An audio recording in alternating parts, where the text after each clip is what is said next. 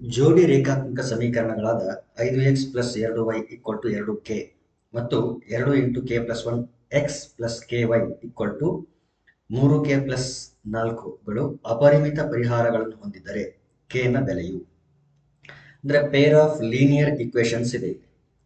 ಎರಡು pair of linear equations ಇದೆ. ಅವು ಎಷ್ಟು ಸೊಲ್ಯೂಷನ್ಸ್ ನ ಹೊಂದಿರಬೇಕು ಅಂತ ಹೇಳ್ತಿದ್ದಾರೆ ಅಂತಂದ್ರೆ ಅಪರಿಮಿತ ಪರಿಹಾರಗಳು ಅಂದ್ರೆ infinite number of solutions. So ಈ ರೀತಿ ಇನ್ಫೈನೈಟ್ ನಂಬರ್ ಆಫ್ ಸೊಲ್ಯೂಷನ್ಸ್ ಇದ್ರೆ ಆಗ ಕೆ ನ ವ್ಯಾಲ್ಯೂ ಏನಾಗುತ್ತೆ ಅಂತ ಕೇಳ್ತಿದ್ದಾರೆ. ಇನ್ಫೈನೈಟ್ ನಂಬರ್ ಆಫ್ ಸೊಲ್ಯೂಷನ್ಸ್ ಇರಬೇಕು ಅಂತಂದ್ರೆ ಈ ಎರಡು ಲೈನ್ಗಳು ಕೋಇನ್ಸೈಡಿಂಗ್ ಲೈನ್ಸ್ ಆಗಿರ್ಬೇಕು. ಲೈನ್ಗಳು ಕೋಇನ್ಸೈಡಿಂಗ್ ಆಗ್ಬೇಕು ಅಂತಂದ್ರೆ ಕಂಡೀಷನ್ ಏನಿದೆ ಅಂದ್ರೆ a1/a2 suppose a1x plus b1y plus c1 equal to 0 ಮತ್ತು a2x plus b2y plus c2 equal to 0 ಈ ರೀತಿ ಏನಾದರೂ ಪೇರ್ ಆಫ್ ಲೀನಿಯರ್ ಇಕ್ವೇಶನ್ಸ್ ಇದ್ರೆ ಇನ್ಫೈನೈಟ್ ನಂಬರ್ ಆಫ್ ಸೊಲ್ಯೂಷನ್ಸ್ ಇರಬೇಕು ಅಂತಂದ್ರೆ ಕಂಡೀಷನ್ ಇರೋದು a1/a2 should be equal to b1/b2 and that should be equal to c1/c2. ಈ ರೀತಿ ಇದೆ. ಒಂದ್ ವೇಳೆ ಯೂನಿಕ್ ಸೊಲ್ಯೂಷನ್ ಇರಬೇಕು ಅಂತಂದ್ರೆ a1/a2 should not be equal to b1/b2. ಇದು ಯಾವಾಗ ಅಂತಂದ್ರೆ ಯುನಿಕ್ ಸೊಲ್ಯೂಷನ್, ಅನನ್ಯ ಪರಿಹಾರಗಳು ಅಂತ ಹೇಳ್ತೀವಿ. ಯುನಿಕ್ ಸೊಲ್ಯೂಷನ್ ಒಂದೇ ಒಂದು ಸೊಲ್ಯೂಷನ್ ಇರುತ್ತೆ. ಒಂದು ವೇಳೆ a1/a2 ಈಕ್ವಲ್ ಟು b1/b2 ಇದ್ದು and that is not equal to c1/c2 ಈ ರೀತಿ ಇತ್ತು ಅಂತಂದ್ರೆ ಆಗ there will be no solutions. ಅಂದ್ರೆ the lines will be parallel. ಲೈನ್ಗಳು ಸಮಾಂತರ ರೇಖೆಗಳಾಗಿರ್ತವೆ. ಇಲ್ಲಿ ಕಂಡೀಷನ್ ಇರೋದು ಅಪರಿಮಿತ ಪರಿಹಾರ ಅಂತ ಹೇಳಿರೋದ್ರಿಂದ infinite number of solutions. So condition ಏನಿರಬೇಕು ಅಂತಂದ್ರೆ coefficients of x, coefficient of y ಮತ್ತು ಕಾನ್ಸ್ಟೆಂಟ್ ಇವುಗಳ ರೇಷಿಯೋಗಳು ಈಕ್ವಲ್ ಆಗಿ ಬರಬೇಕು. ಇಲ್ಲಿ 2k ಅನ್ನೋದು ರೈಟ್ ಸೈಡ್ ಇದೆ. ಇಲ್ಲಿ ಕಂಡೀಷನ್ ಅಲ್ಲಿ c1 left side, c2 left side ತಗೊಂಡಿದ್ದೀವಿ. ಇಲ್ಲೂ ಕೂಡ ನಾವೇನ್ ಮಾಡ್ಬೋದು ಅಂತಂದ್ರೆ ಈ 2k ನ ಲೆಫ್ಟ್ ಸೈಡ್ ತಗೊಂಡ್ರೆ ಮೈನಸ್ 2k ಈಕ್ವಲ್ ಟು 0 ಆಗುತ್ತೆ. ಅದೇ ರೀತಿ 3k ಪ್ಲಸ್ 4 ನ ಲೆಫ್ಟ್ ಸೈಡ್ ತಗೊಂಡ್ರೆ minus of 3k plus 4 equal to 0 ಅಂತ ಆಗ್ತದೆ. ಈಕ್ವೇಶನ್ ಆಸ್ ಇಟ್ ಈಸ್ ಇರ್ತದೆ, ಇದೊಂದನ್ನು ಈ ಕಡೆ ತಗೊಂಡು ಬರ್ಕೊಂಡಿದ್ದೀನಿ ಅಂತ ಅಷ್ಟೇ. ಈಗ ಈ ಕಂಡೀಷನ್ ಪ್ರಕಾರ ನಾವೇನ್ ಮಾಡೋಣ ಅಂತಂದ್ರೆ ವ್ಯಾಲ್ಯೂನ ಫೈಂಡ್ ಮಾಡೋಣ. ಅಂದ್ರೆ ಅವುಗಳ ರೇಷಿಯೋಗಳು ಈಕ್ವಲ್ ಆಗಿರ್ಬೇಕು. ಸೊ ಕೋಎಫಿಷಿಯಂಟ್ ಆಫ್ ಎಕ್ಸ್ ಇಲ್ಲಿ ಏನಿದೆ 5 ಡಿವೈಡೆಡ್ ಬೈ ಇಲ್ಲಿ ಕೋಎಫಿಷಿಯಂಟ್ ಆಫ್ ಎಕ್ಸ್ ಇರೋದು 2 into k plus 1 2 into k plus 1 that is equal to coefficient of y ಎಷ್ಟಿದೆ ಅಂತಂದ್ರೆ 2 divided by ಇಲ್ಲಿ coefficient of y is just k and that is equal to ಇಲ್ಲಿ constant ಇರೋದು minus 2k, ಈ ಕಡೆ constant ಇರೋದು minus 3k plus 4. ನೋಡಿ minus minus cancel ಮಾಡಿಬಿಟ್ರೆ 2k divided by 3k plus 4 ಇಲ್ಲೇನು ಮೊದಲು ಕೊಟ್ಟಿದ್ರಲ್ಲ 2k divided by 3k plus 4 ಇದೇ ವ್ಯಾಲ್ಯೂ ತಗೊಂಡ್ರು ಕೂಡ ಆಗ್ತದೆ, ಏನು ತೊಂದರೆ ಆಗಲ್ಲ. ಈಗ ಯಾವ್ದಾದ್ರೂ ಎರಡು ಟರ್ಮ್ಗಳ ತಗೊಂಡು ಮಲ್ಟಿಪ್ಲೈ ಮಾಡಿ ವ್ಯಾಲ್ಯೂ ಸಿಗ್ತದೆ ನಿಮಗೆ. ನಾನೇನ್ ಮಾಡ್ತೀನಿ ಅಂತಂದ್ರೆ 5 divide by 2 into k plus 1 ಮತ್ತು 2/k ಇವೆರಡನ್ನು ತಗೊಳ್ತೀನಿ, ಸಿಂಪ್ಲಿಫೈ ಮಾಡ್ತೀನಿ. I will get the value of k. 5 divided by 2k plus 1 2 into k plus 1 ಅಂದ್ರೆ ಒಳಗಡೆ ಮಲ್ಟಿಪ್ಲೈ ಮಾಡ್ಕೊಂಡ್ಬಿಟ್ರೆ 2k ಪ್ಲಸ್ 2 ಆಗುತ್ತೆ. ಒಳಗಡೆ ಮಲ್ಟಿಪ್ಲೈ ಮಾಡ್ಕೊಂಡ್ಬಿಟ್ರೆ 2k plus 2 and it is equal to 2/k. k ಈ ಕಡೆ ಮಲ್ಟಿಪ್ಲೈ ಆಗಲಿ, 2k ಪ್ಲಸ್ 2 ಈ ಕಡೆ ಮಲ್ಟಿಪ್ಲೈ ಆಗಲಿ. k ಇಲ್ಲಿ ಕ್ರಾಸ್ ಮಲ್ಟಿಪ್ಲೈ ತಗೊಂಡ್ರೆ 5 into k it is 5k and it is equal to 2 into 2k plus 2 ಇಲ್ಲಿಗೆ ಬರ್ತದೆ 2k plus 2. So 5k it is equal to 2 two ಝ 4k ಪ್ಲಸ್ 2 ಟು ಝ 4. 4k left side ತಗೊಂಡ್ರೆ 5k minus 4k and that is equal to 4. 5k minus 4k ಅಂತಂದ್ರೆ k and it is equal to 4. Therefore, the value of k is 4. Option 2 is the correct option. ಇಲ್ಲ ಅಂತಂದ್ರೆ ನಾನು first ಮತ್ತು third ತಗೊಳ್ತೀನಿ ಅಂತಂದ್ರೆ ಅಲ್ಲೂ ಕೂಡ ನೀವು ಸಾಲ್ವ್ ಮಾಡಬಹುದು. ಅದರಲ್ಲಿ ಕ್ವಾಡ್ರಾಟಿಕ್ ಇಕ್ವೇಶನ್ ಬರುತ್ತೆ, ಅಲ್ಲೂ ಕೂಡ ನಮಗೆ k ವ್ಯಾಲ್ಯೂ 4 ಅಂತ ಬರುತ್ತೆ. ಇಲ್ಲ ನಾನು ಸೆಕೆಂಡ್ ಮತ್ತು ಥರ್ಡ್ ತಗೊಳ್ತೀನಿ ಅಂತಂದ್ರೆ ಅಲ್ಲೂ ಕೂಡ ಒಂದು ಕ್ವಾಡ್ರಾಟಿಕ್ ಇಕ್ವೇಶನ್ ಬರುತ್ತೆ, ಆವಾಗಲೂ ನಿಮಗೆ k ವ್ಯಾಲ್ಯೂ 4 ಬರುತ್ತೆ, ಇನ್ನೊಂದು ಯಾವುದೋ ಒಂದು ಬೇರೆ ವ್ಯಾಲ್ಯೂ ಬರುತ್ತೆ. ಸೊ ಎರಡು ಕ್ವಾಡ್ರಾಟಿಕ್ ಇಕ್ವೇಶನ್ ಅಲ್ಲಿ ಕಾಮನ್ ಆಗಿರುವಂತ k ವ್ಯಾಲ್ಯೂನ ನಾವು ಸೆಲೆಕ್ಟ್ ಮಾಡಬೇಕು. The common value will be k equal to 4. So without quadratic equation ಬರೋದು ಫಸ್ಟ್ ಮತ್ತು ಸೆಕೆಂಡ್ ಟರ್ಮ್ಗಳು ತಗೊಂಡಾಗ. ಹಾಗಾಗಿ ನಾನು ಇವೆರಡು ರೇಷಿಯೋಗಳನ್ನ ತಗೊಂಡಿದ್ದೀನಿ. ನೀವು ಯಾವುದೇ ಬೇರೆ ರೇಷಿಯೋ ತಗೊಂಡು ಕೂಡ ಅಲ್ಲೂ ಕೂಡ ನಿಮಗೆ ಕೆ ವ್ಯಾಲ್ಯೂ 4 ಬರೋಂಥ ಒಂದು ವ್ಯಾಲ್ಯೂ ಸಿಕ್ಕೇ ಸಿಗುತ್ತೆ. therefore k = 4. ನಾನು ಜಸ್ಟ್ ಸುಮ್ಮನೆ ಹೇಳ್ತಾ ಇಲ್ಲ, ನಾನು ವೆರಿಫೈ ಮಾಡಿದ್ದೀನಿ, ಹಾಗಾಗಿ ಹೇಳ್ತಿದ್ದೀನಿ.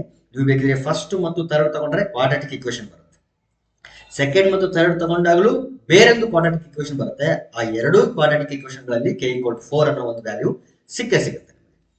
therefore second option correct. Next one x³ - a² x + x + 2. ಇದರ ಒಂದು ಅಪವರ್ತನವು x - a ಆದರೆ a ನ ಬೆಲೆಯು ಅಂತ ಕೇಳಿದೆ. x - a ಅನ್ನೋದು ಒಂದು ಫ್ಯಾಕ್ಟರ್ ಇದೆ, one of the factors of x³ - a² x + x + 2. x - a is one of the factors. a value find ಮಾಡಬೇಕು. ಫ್ಯಾಕ್ಟರ್ ಆಗಿತ್ತು ಅಂತಂದ್ರೆ ಇಲ್ಲಿ x - a ಫ್ಯಾಕ್ಟರ್ ಹೌದಲ್ಲ, x - a ಫ್ಯಾಕ್ಟರ್ ಆಗಿತ್ತು ಅಂತಂದ್ರೆ ಇದನ್ನ = 0 ಮಾಡಿ, x - a = 0 ಮಾಡಿದ್ರೆ x = a ಅಂತ ಬರ್ತದೆ. this x = a should satisfy this equation. ಅಂದ್ರೆ x = a ನ ನಾನೇನಾದ್ರೂ ಇದರಲ್ಲಿ ಸಬ್ಸ್ಟಿಟ್ಯೂಟ್ ಮಾಡಿದ್ರೆ ವ್ಯಾಲ್ಯೂ ಏನ್ ಬರಬೇಕು ಗೊತ್ತಾ, 0 ಬರಬೇಕು. ಯಾಕಂದ್ರೆ ಇದು ಫ್ಯಾಕ್ಟರ್ ಆಗಿರೋದ್ರಿಂದ ಇದರಲ್ಲಿ ಸಬ್ಸ್ಟಿಟ್ಯೂಟ್ ಮಾಡಿದಾಗ 0 ಬರಬೇಕು. ಇದನ್ನೇ ನಾವು ರಿಮೈಂಡರ್ ಥಿಯರಂ ಅಂತ ಹೇಳ್ತೀವಿ. ಅಂದ್ರೆ x - a ಇಂದ ಡಿವೈಡ್ ಮಾಡಿದಾಗ, ಕಂಪ್ಲೀಟ್ ಆಗಿ ಡಿವೈಡ್ ಮಾಡಿದಾಗ ಅಪವರ್ತನ ಆಗಿದ್ರೆ ರಿಮೈಂಡರ್ ಏನು ಬರಬೇಕು, 0 ಬರಬೇಕು. ಅಂದ್ರೆ ವ್ಯಾಲ್ಯೂ 0 ಬರಬೇಕು ಅಂತ, ವ್ಯಾಲ್ಯೂ 0 ಬರಬೇಕು. therefore x = a ಸಬ್ಸ್ಟಿಟ್ಯೂಟ್ ಮಾಡಿ ಅದನ್ನ ಯಾವುದಕ್ಕೆ ಈಕ್ವೇಟ್ ಮಾಡ್ತೀನಿ ನಾನು ಅಂತಂದ್ರೆ 0ಗೆ ಈಕ್ವೇಟ್ ಮಾಡ್ತೀನಿ. ಫ್ಯಾಕ್ಟರ್ ಆಗಿರೋದ್ರಿಂದ ಆ ರೀತಿ ನಾವು ಮಾಡ್ಬೋದು. ಸೊ ಎಲ್ಲೆಲ್ಲಿ x ಕಾಣುತ್ತಲ್ಲ ಅಲ್ಲೆಲ್ಲ ಏನು ಸಬ್ಸ್ಟಿಟ್ಯೂಟ್ ಮಾಡ್ತೀನಿ, x = a ಸಬ್ಸ್ಟಿಟ್ಯೂಟ್ ಮಾಡ್ತೀನಿ. ಫಸ್ಟ್ x³ ಇದೆ, therefore that will become a³ minus a² into x ಇದೆ, x ಅಂತಂದ್ರೆ a plus x ಇದೆ, that is a plus 2 and that should be equal to 0. a³ minus a² into a ಅಂದ್ರೆ a³ plus a plus 2 and that is equal to 0. a³ minus a³ cancel ಆಯಿತು, a equal to plus 2 ಈ ಕಡೆ ಬಂದ್ರೆ -2. therefore the value of a will be equal to -2. option 1 is the correct option. x³ minus 5x² plus 3x plus 1 ಬಹುಪದೋಕ್ತಿಯನ್ನು x² minus 2 ರಿಂದ ಭಾಗಿಸಿದಾಗ ದೊರಕುವ ಶೇಷವು. ಇಲ್ಲಿ direct ಆಗಿ x place ಅಲ್ಲಿ √2 ಆ ರೀತಿ ಎಲ್ಲ ಹಾಕೋದನ್ನ ಮಾಡಬೇಡಿ. ಯಾಕಂತಂದ್ರೆ ರಿಮೈಂಡರ್ ಥಿಯರಂ ಅಪ್ಲೈ ಆಗೋದು ಇಲ್ಲಿ ಇದು ಲೀನಿಯರ್ ಪಾಲಿನಾಮಿಯಲ್ ಆಗಿದ್ದಾಗ ರಿಮೈಂಡರ್ ಥಿಯರಂ ಅಪ್ಲೈ ಆಗುತ್ತೆ. ಯಾಕಂದ್ರೆ ಇಲ್ಲಿ ಶೇಷ ಅಂತ ಕೇಳಿದ್ರಿಂದ ಡೈರೆಕ್ಟ್ ಆಗಿ ರಿಮೈಂಡರ್ ಥಿಯರಂ ನ ಫೈಂಡ್ ಮಾಡಕ್ ಹೋಗ್ತಾರೆ ಎಷ್ಟೋ ಜನ, ಅದ್ ಮಾಡ್ಬೇಡ್ರಿ. ಯಾಕಂದ್ರೆ ಇಲ್ಲಿ ಕ್ವಾಡ್ರಾಟಿಕ್ ಪಾಲಿನಾಮಿಯಲ್ ಇರೋದಿದು, ರಿಮೈಂಡರ್ ಥಿಯರಂ ಅಪ್ಲೈ ಆಗೋದು ಲೀನಿಯರ್ ಪಾಲಿನಾಮಿಯಲ್ ಆಗಿದ್ದಾಗ. ಸೊ ಇಲ್ಲಿ ಲಾಂಗ್ ಡಿವಿಷನ್ ಮೆಥಡ್ ಅನ್ನು ನಾವು ಮಾಡೋಣ. x² - 2 ಇಂದ ಡಿವೈಡ್ ಮಾಡಬೇಕು. ಯಾವ ಟರ್ಮ್ ನ ಡಿವೈಡ್ ಮಾಡಬೇಕು ಅಂತಂದ್ರೆ x³ minus 5x² plus 3x plus 1 ಈ ಟರ್ಮ್ ನ ಡಿವೈಡ್ ಮಾಡಬೇಕು. ಯಾವ ರೀತಿ ಡಿವೈಡ್ ಮಾಡಬೇಕು ಅಂತಂದ್ರೆ ಫಸ್ಟ್ ಟರ್ಮ್ ನ ನೋಡಬೇಕು. ಇದರಲ್ಲಿ ಫಸ್ಟ್ ಟರ್ಮ್ ನೋಡಿ ಡಿವೈಡ್ ಮಾಡಿ. x³ ಅನ್ನ x² ಇಂದ ಡಿವೈಡ್ ಮಾಡಿದಾಗ ಅಂದ್ರೆ ಈ ಕೋಶಂಟ್ ಅಲ್ಲಿ ನೀವು ಯಾವ ಟರ್ಮ್ ತಗೊಳ್ಬೇಕು ಅಂತೇಳಿ ಈ ಫಸ್ಟ್ ಟರ್ಮ್ ಗಳು ನಮ್ಗೆ ಹೇಳುತ್ತೆ. ಇದರ ಫಸ್ಟ್ ಟರ್ಮ್ x³ ಮತ್ತು ಡಿವಿಡೆಂಡ್ ಅಲ್ಲ ಡಿವೈಸರ್ ನ ಫಸ್ಟ್ ಟರ್ಮ್ x². ಡಿವೈಡ್ ಮಾಡಿದ್ರೆ ನಮ್ಗೆ ಏನ್ ಸಿಗುತ್ತೆ ಅಂದ್ರೆ x. ಅಂದ್ರೆ ಕೋಶಂಟ್ ಅಲ್ಲಿ ನೀವು ತಗೊಳ್ಬೇಕಾಗಿರೋದು x. ಈ x ನ ತಗೊಂಡು ಈ x² - 2 ನ ಪ್ರತಿಯೊಂದು ಟರ್ಮ್ ಗೆ ಮಲ್ಟಿಪ್ಲೈ ಮಾಡಿ ಇಲ್ಲಿ ಕೆಳಗಡೆ ಬರೋದು, ಸೈನ್ ಚೇಂಜ್ ಮಾಡಿ ಸಿಂಪ್ಲಿಫೈ ಮಾಡಬೇಕು. ನೋಡಿ x into x² that is x³ minus 2 into x is minus 2x. ಅದನ್ನ ಇಲ್ಲಿ ಬರೆಯಲ್ಲ, ಇಲ್ಲಿ ಬರೀತೀನಿ. ಯಾಕಂದ್ರೆ ಬಂದಿರೋದು x ಟರ್ಮ್, x² ಟರ್ಮ್ ಅಲ್ಲ. ಹಾಗಾಗಿ x² ಟರ್ಮ್ ಕೆಳಗಡೆ ಬರೆಯಲ್ಲ, ನಾನು ಎಲ್ಲಿ ಬರೀತೀನಿ ಅಂದ್ರೆ x ಟರ್ಮ್ ಕೆಳಗಡೆ ಬರೀತೀನಿ. ಈಗ ಡಿವಿಷನ್ ಮಾಡ್ಬೇಕಾದ್ರೆ ಹೆಂಗೆ ನಾವು ಸಬ್ಟ್ರಾಕ್ಟ್ ಮಾಡ್ತೀವಲ್ಲ, ಫಾರ್ ಎಕ್ಸಾಂಪಲ್ 9 ಇಲ್ಲಿ 2 ಇದೆ ಅಂತ ಅನ್ಕೊಳ್ಳಿ. 2 4 8, 9ರಲ್ಲಿ 8 ಹೋದ್ರೆ 1 ಅಂದ್ರೆ ಇಲ್ಲಿ ಸಬ್ಟ್ರಾಕ್ಟ್ ಮಾಡ್ತಿದೀವಿ ಅಂತ ಅರ್ಥ. 9 - 8 1 ಮಾಡ್ತಿದ್ವಿ ಅಂದ್ರೆ ಸಬ್ಟ್ರಾಕ್ಟ್ ಮಾಡ್ತಿದ್ವಿ. ಸೇಮ್ ಇಲ್ಲಿ ಕೂಡ ಅದೇ ಮಾಡ್ತಿರೋದು. x³ - 2x ನ ಸಬ್ಟ್ರಾಕ್ಟ್ ಮಾಡಬೇಕು.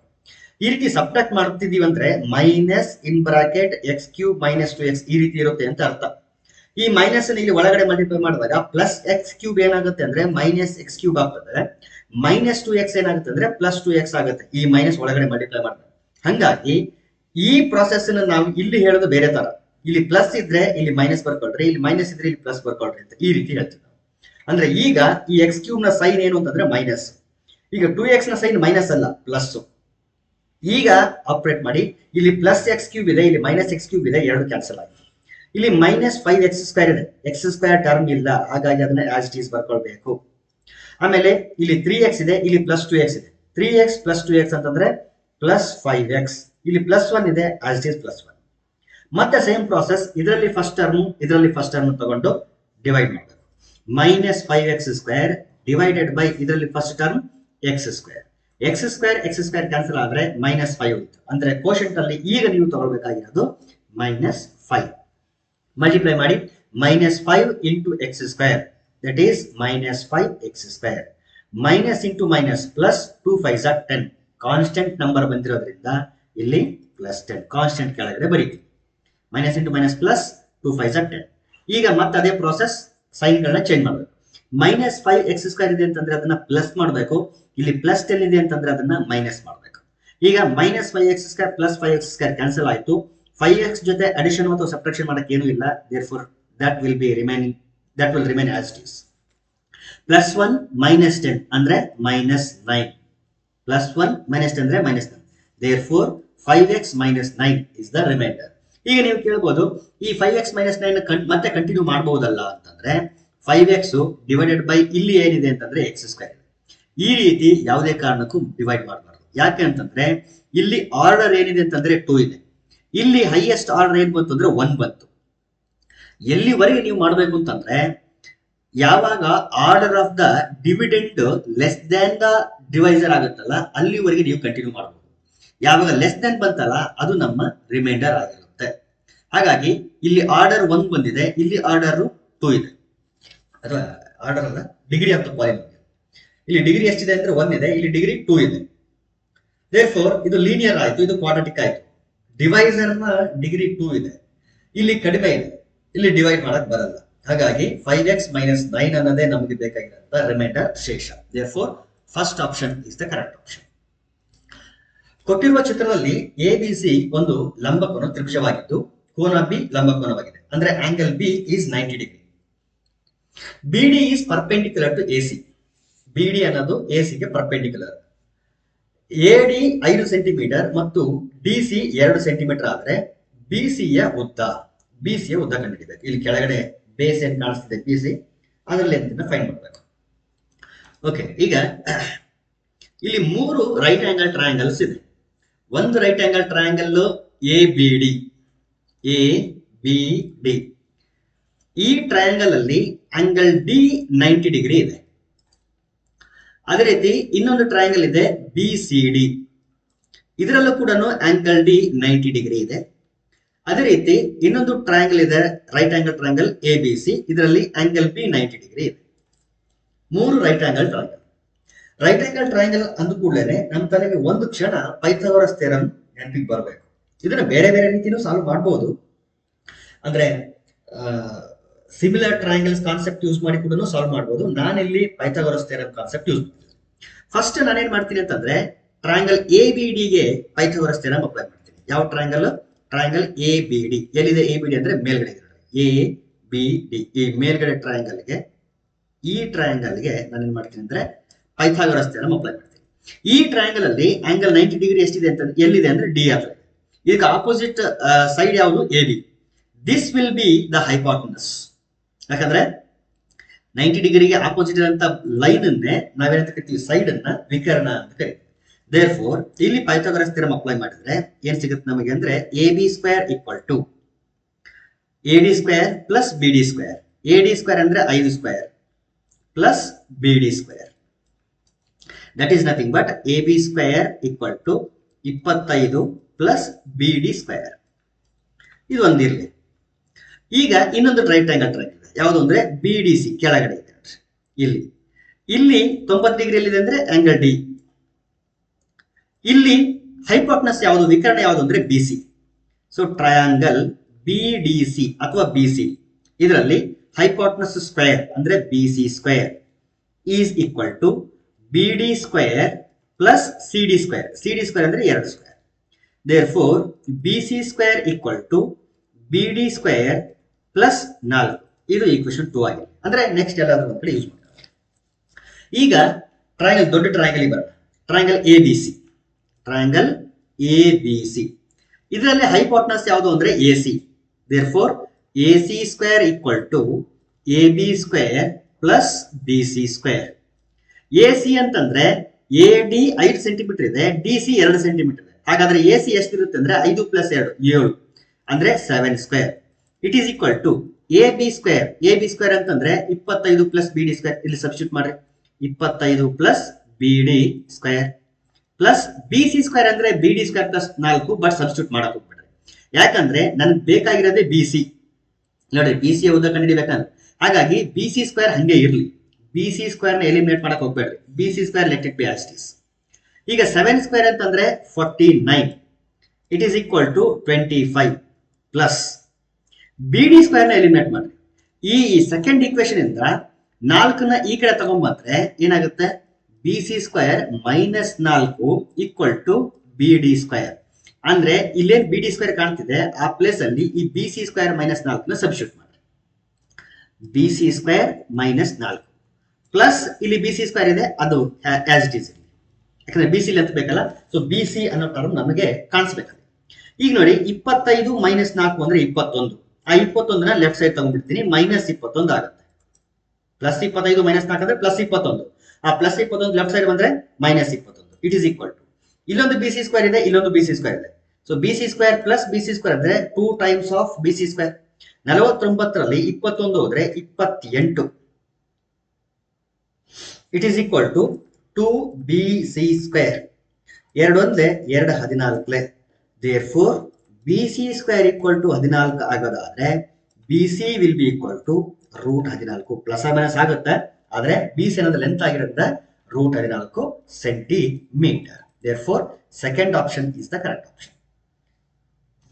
ನೆಕ್ಸ್ಟ್ ಕ್ವಶನ್, ಕೊಟ್ಟಿರುವ ಚಿತ್ರದಲ್ಲಿ ಬಿಒ ಮತ್ತು ಸಿಒಗಳು, ಬಿಒ ಅಂತಂದ್ರೆ ಇಲ್ಲಿ ಲೈನ್, ಬಿಒ ಮತ್ತು ಸಿಒ ಇವುಗಳು ಕ್ರಮವಾಗಿ ಆಂಗಲ್ ಎ ಬಿ ಸಿ, ಈ ಕೋನ ಆಂಗಲ್ ಎ ಬಿ ಸಿ ಮತ್ತು ಆಂಗಲ್ ಎ ಸಿ ಇವುಗಳನ್ನು ಅರ್ಧಿಸುತ್ತವೆ. ಅರ್ಧಿಸುತ್ತವೆ ಅಂತಂದ್ರೆ ಆಂಗಲ್ ಎ ಬಿ ಸಿ ಎಷ್ಟಿರುತ್ತಲ್ಲ ಅದನ್ನ ಈಕ್ವಲ್ ಆಗಿ ಡಿವೈಡ್ ಮಾಡುತ್ತೆ ಅಂತ. ಬಿ ಎ ಸಿ 80 ಡಿಗ್ರಿ ಮೇಲ್ಗಡೆ 80 ಡಿಗ್ರಿ ಇದೆ, ಮತ್ತು ಎ ಸಿ ಒ ಈ ಮೇಲ್ಗಡೆ ಕೋನ ಎಷ್ಟಿದೆ ಅಂತಂದ್ರೆ 30 ಡಿಗ್ರಿ ಇದೆ. ಆದ್ರೆ ಆಂಗಲ್ ಬಿ ಒ ಸಿ ಕಂಡುಹಿಡಿಬೇಕು. ಬಿ ಒ ಸಿ ಈ ಕೋನ ಕಂಡುಹಿಡಿಬೇಕು, ಇದನ್ನ ಕಂಡುಹಿಡಿಬೇಕು. ಇದು ಎಕ್ಸ್ ಅಂತ ಅನ್ಕೊಳ್ಳೋದು ಸದ್ಯಕ್ಕೆ, ಅದರ ಅರ್ಥ ಕಂಡುಹಿಡಿಬೇಕು. ಓಕೆ, ಈಗ ಬಿಒ ಮತ್ತು ಸಿಒಗಳು ಈಕ್ವಲ್ ಆಗಿ ಡಿವೈಡ್ ಮಾಡ್ತವೆ ಅಂತ ಹೇಳಿದ್ರೆ, ಮೇಲ್ಗಡೆ 30 ಡಿಗ್ರಿ ಇದೆ ಅಂತಂದ್ರೆ ಕೆಳಗಡೆ ಕೂಡ 30 ಡಿಗ್ರಿ ಇರಲೇಬೇಕು. ಸೊ ಟೋಟಲ್ ಆಂಗಲ್ ಸಿ ಎಷ್ಟು ಡಿಗ್ರಿ ಆಯಿತು ಅಂತಂದ್ರೆ 60 ಡಿಗ್ರಿ ಆಯಿತು. ತ್ರಿಭುಜ ಎ ಬಿ ಸಿ ತ್ರಿಭುಜದಲ್ಲಿ ಮೇಲ್ಗಡೆ 80 ಡಿಗ್ರಿ ಇದೆ, ಇಲ್ಲಿ 80 ಡಿಗ್ರಿ ಇದೆ, ಇಲ್ಲಿ 60 ಡಿಗ್ರಿ ಇದೆ. ಎರಡನ್ನು ಸೇರಿಸಿದ್ರೆ 140 ಡಿಗ್ರಿ ಆಯಿತು. ತ್ರಿಭುಜದ 3 ಕೋನಗಳ ಮೊತ್ತ 180 ಡಿಗ್ರಿ ಇರಬೇಕು. ಈ 2 ಕೋನಗಳ ಮೊತ್ತ 140 ಡಿಗ್ರಿ ಇದೆ. ಹಾಗಾದ್ರೆ ಕೋನ ಬಿ ಯ ಅಳತೆ ಎಷ್ಟಿರಬೇಕು ಅಂತಂದ್ರೆ 180ರಲ್ಲಿ ಈ 2 ಕೋನಗಳನ್ನ ನಾವು ಕಳೆದು ಬಿಟ್ರೆ ಎಷ್ಟು ಬರುತ್ತೆ ಅಂದ್ರೆ 40 ಡಿಗ್ರಿ. ಅಂದ್ರೆ ಕೋನ ಬಿ ಯ ಅಳತೆ ಎಷ್ಟಿರಬೇಕು, 40 ಡಿಗ್ರಿ ಇರಬೇಕು. ಕೋನ ಬಿ 40 ಡಿಗ್ರಿ ಮತ್ತು ಮೇಲ್ಗಡೆ ಕೆಳಗಡೆ ಸಮವಾಗಿರ್ಬೇಕು ಅಂತಂದ್ರೆ, ಯಾಕಂದ್ರೆ ಅರ್ಧಿಸುತ್ತವೆ ಅಂತ ಹೇಳಿದ್ರೆ 40 ಡಿಗ್ರಿನ ಈಕ್ವಲ್ ಆಗಿ ಸಪರೇಟ್ ಮಾಡಿದ್ರೆ ಮೇಲ್ಗಡೆ 20 ಡಿಗ್ರಿ ಇರ್ತದೆ, ಕೆಳಗಡೆ 20 ಡಿಗ್ರಿ ಇರುತ್ತೆ. ತ್ರಿಭುಜದ ಒಳಕೋನಗಳ ಮೊತ್ತ ನಾವು ಆಕ್ಚುಲಿ ಯೂಸ್ ಮಾಡ್ತಾ ಇರೋದಿಲ್ಲ. ನೀವು ಫಾರ್ಮಲಿ ನಾವು ಹೇಳುವಂತಂದ್ರೆ ಹೇಳ್ತೀನಿ, 80 degree plus 60 degree plus angle B equal to 180 degree, ಈ ರೀತಿ ಮಾಡ್ತಿದೀವಿ ಅಂತ ಅರ್ಥ ಅಷ್ಟೇ. 180 80 60 140, ಈ ಕಡೆ ಬಂದ್ರೆ -140, ದೇರ್ಫೋರ್ 40 ಡಿಗ್ರಿ ಈ ರೀತಿ.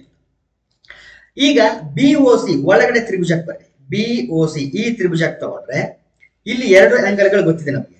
ಒಂದು ಆಂಗಲ್ 20 ಡಿಗ್ರಿ, ಇನ್ನೊಂದು ಆಂಗಲ್ 30 ಡಿಗ್ರಿ. ಇವೆರಡನ್ನ ಆಡ್ ಮಾಡಿದ್ರೆ 50 ಡಿಗ್ರಿ ಆಯ್ತು. ಟೋಟಲ್ 180 ಆಗ್ಬೇಕು, ಇವೆರಡೇ 50 ಇದೆ. ಹಾಗಾದ್ರೆ ಇದು ಎಷ್ಟು ಇರಬೇಕು ಅಂತಂದ್ರೆ 130 ಡಿಗ್ರಿ ಇರಲೇಬೇಕು.